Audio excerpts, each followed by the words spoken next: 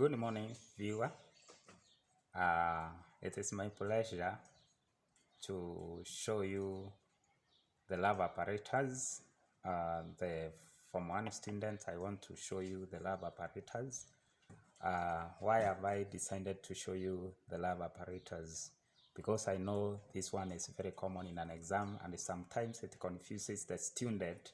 They don't know the appearance of that apparatus, they don't know the diagram of the apparatus, and this one mostly I want to emphasize and show the student who have either have not have maybe the advantage maybe to stand in a school where we have the apparatus.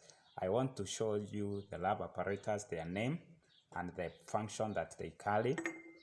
Here with me I have some apparatus.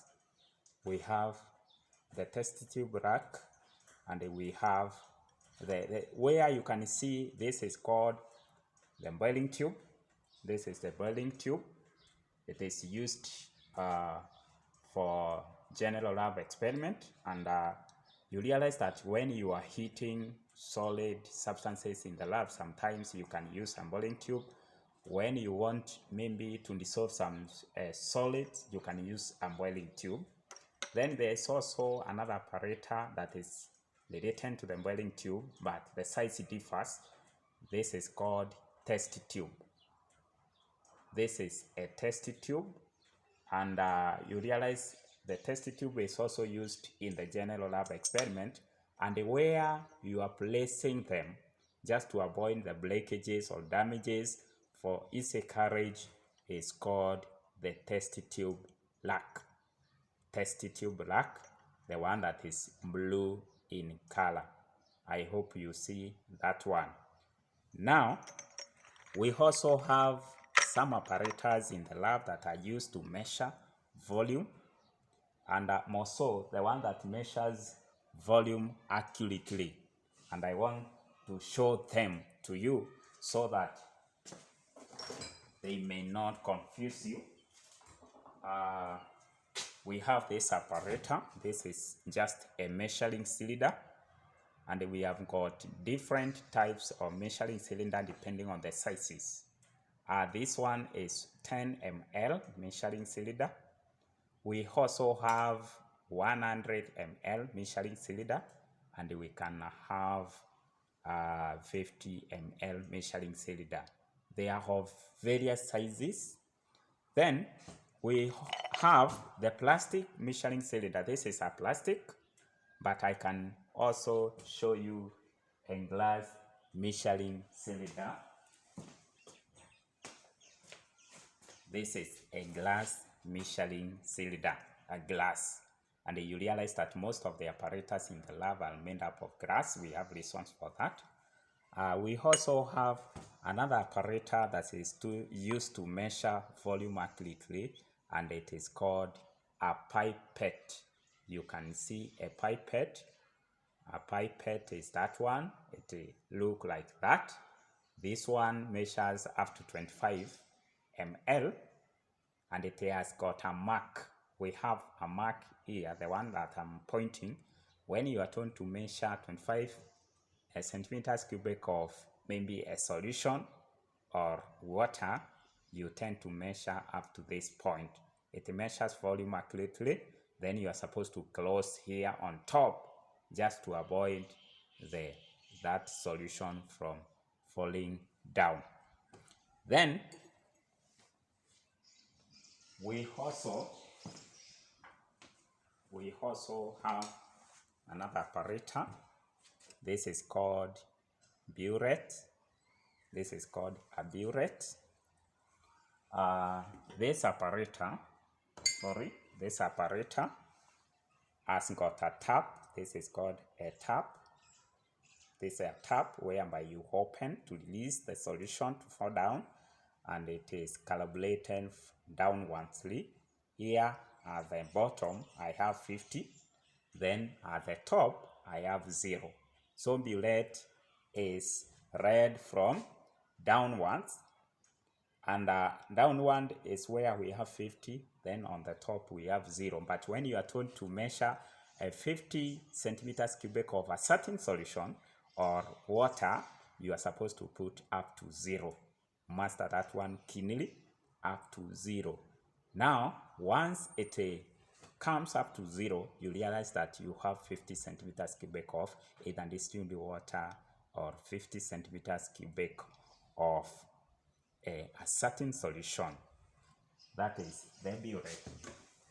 Then I also have a certain apparatus which has got maybe a stopper.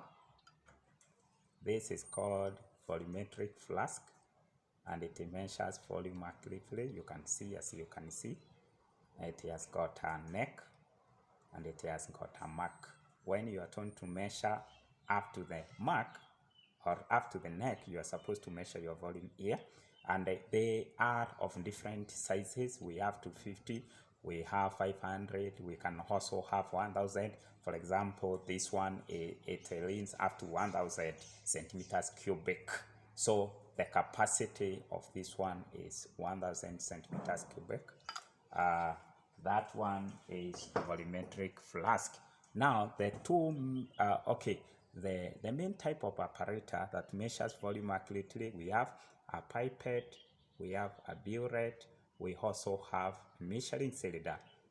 They are very important. Now we also have another apparatus called a conical flask. This is a conical flask. It is also used in the general lab experiment, for example, to hold some liquids when you are doing a practical in the lab. You can use a conical flask. This one, the capacity of this one is 250. We also have another apparatus that is called round bottomed flask. This is the round bottom flask. You can see that it is round, or the weight is round, the base is round, and it cannot even stand by its own because it is round everywhere. It does not have a flat surface where it can rest. This is called a round bottomed flask. Also, it is used in general lab experiment to do some things, or when you are heating, to ensure that heat is distributed uniformly. When you are doing the experiment in the lab, you tend to heat using round bottomed flask because the heat will be distributed uniformly. Then we also have a beaker. This is the beaker. This is the beaker, of which in the lab we have beakers of different sizes. This one is 500 ml beaker. Beaker are used for various purposes. It can hold some liquid in the lab. You realize that this is a glass. We also have got plastic, but most of the time tend to use glass beaker because glass beakers are transparent. You can see from a distance. That one is called a beaker. I hope we are together, students. We also have another apparatus or another container. This is called a stoppered container. Sometimes it confuses the students so much. It has got a stopper. So this is just a container. But if you stopper it this way, we talk of stoppered container. So it is used to hold some solid in the tub.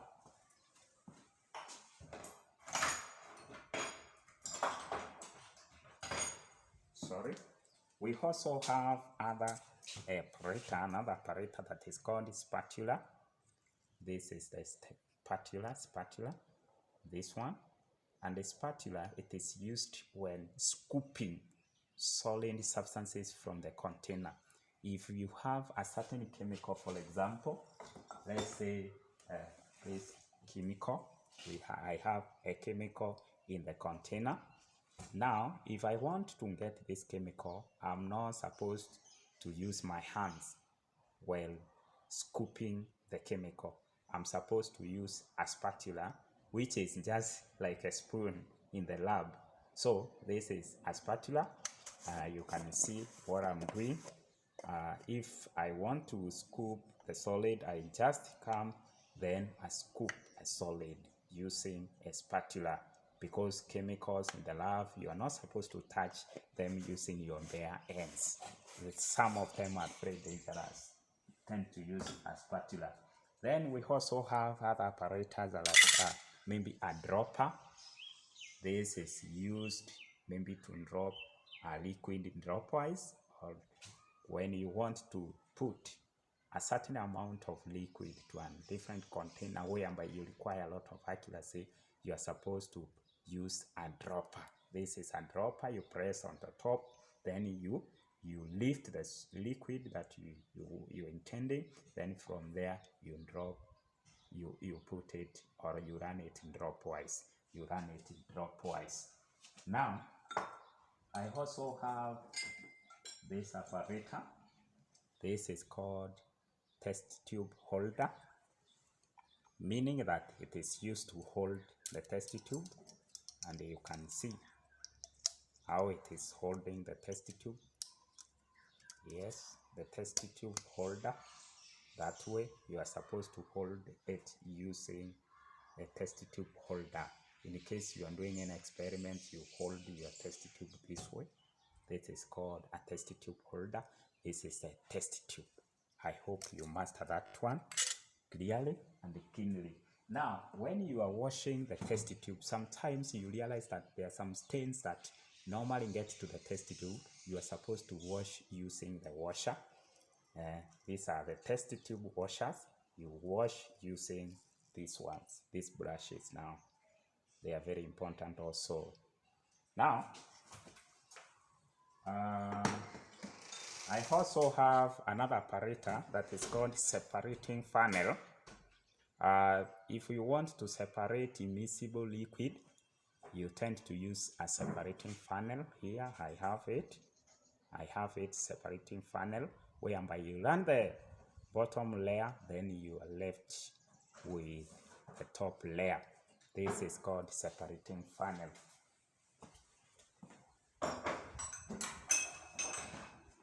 Then a Visto funnel.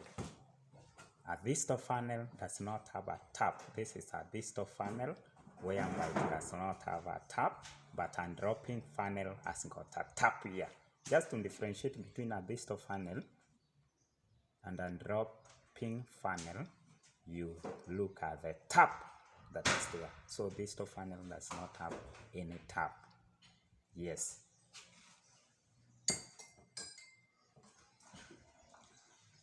Now, I also have another apparatus that is called Petri dish here. Most of the time it is used in biology, practical. Petri dish, whereby you place your specimen, you can place your slide. It is used for various purposes. This is a Petri dish, and it is very, very clear. Now, there are several other apparatus in the lab. I also have this apparatus, which is stand and clamp. It is used to hold while holding the burette pipette when you're doing the experiment in the lab. This is very, very important. This apparatus is also very important. You place your burette here, then you adjust. You can adjust it. You can also adjust depending on your size. You can adjust. You just use your hand to adjust it, and adjust it up to the position you want it to appear. You can see it is rotating. You just need to adjust. Then here you fix this one clearly. Yes. This is called stand and clamp. This is also very important, used in the practical. Otherwise, I wish you well as you continue having positive attitude towards the apparatus. And in case there's apparatus that has got a problem, you can inbox me, and I will explain it to you. That's apparatus. So they are very, very important. Those apparatus, they are very important. I can also show you apparatus, and this one most of the time it is used in biology practical, I have a mortar and a pestle. It is used to crush substances when you want them in a powder form, or when you want them in small pieces, you tend to crush them. This is the pestle, this is the mortar. Yes, master that one, used for crushing substances, because once you crush the substances, you are making them okay to have fine particles, and that one increases surface area for the reaction. Otherwise, I wish you well, and ensure you subscribe, because I will be teaching some lessons here in Form 1, Form 2, and Form 3 student, and I hope we shall move together. Wish you well.